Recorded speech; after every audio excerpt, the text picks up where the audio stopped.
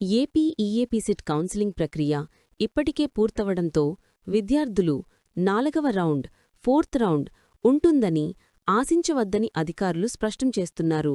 ఈ ఏడాది కౌన్సిలింగ్ను త్వరగా ముగించే లక్ష్యంతో ప్రస్తుతం 2 రకాల అవకాశాలపై దృష్టి సారించారు.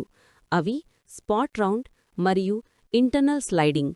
దసరా సెలవులు ముగిసిన వెంటనే ఈ 2 ప్రక్రియలను వేగంగా పూర్తి చెయ్యాలని ఈఏపీ సెట్ అధికారులు యోచిస్తున్నారు.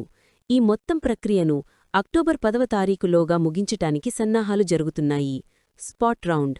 ఫీజు చెల్లించగలిగితే అవకాశం.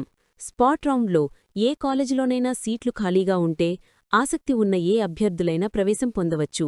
అయితే స్పాట్ రౌండ్లో ప్రవేశం పొందిన విద్యార్థులకు ఫీజు రీయింబర్స్మెంట్ వర్తించదు. అభ్యర్థులు ఆయా కాలేజీలకు కన్వీనర్ కోటాలో నిర్ణయించిన ఫీజును 4 సంవత్సరాల పాటు స్వయంగా చెల్లించవలసి ఉంటుంది. మంచి క్యాంపస్లో ఖర్చు భరించి చదవడానికి సిద్ధంగా ఉన్న అభ్యర్థులు స్పాట్ రౌండుకు సిద్ధం కావాలి. దీనికి సంబంధించిన షెడ్యూల్ బహుశా అక్టోబర్ 3 లేదా 4వ తేదీల్లో ప్రకటించే అవకాశం ఉంది మరియు కౌన్సిలింగ్ 1 లేదా 2 రోజుల్లోనే వేగంగా పూర్తి అవుతుంది. Internal sliding. బ్రాంచ్ అప్గ్రేడ్కు ఛాన్స్.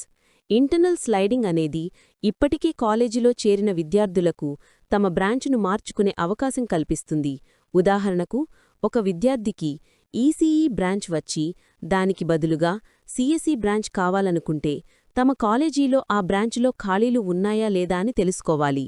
ఇంటర్నల్ స్లైడింగ్ కోసం ఆసక్తి ఉన్న విద్యార్థులు వెంటనే తమ కాలేజ్ మేనేజ్మెంట్ను సంప్రదించి తాము కోరుకుంటున్న బ్రాంచ్లో ఖాళీలు ఉన్నాయో లేదో తెలుసుకొని దరఖాస్తు చేసుకోవాలని సూచిస్తున్నారు.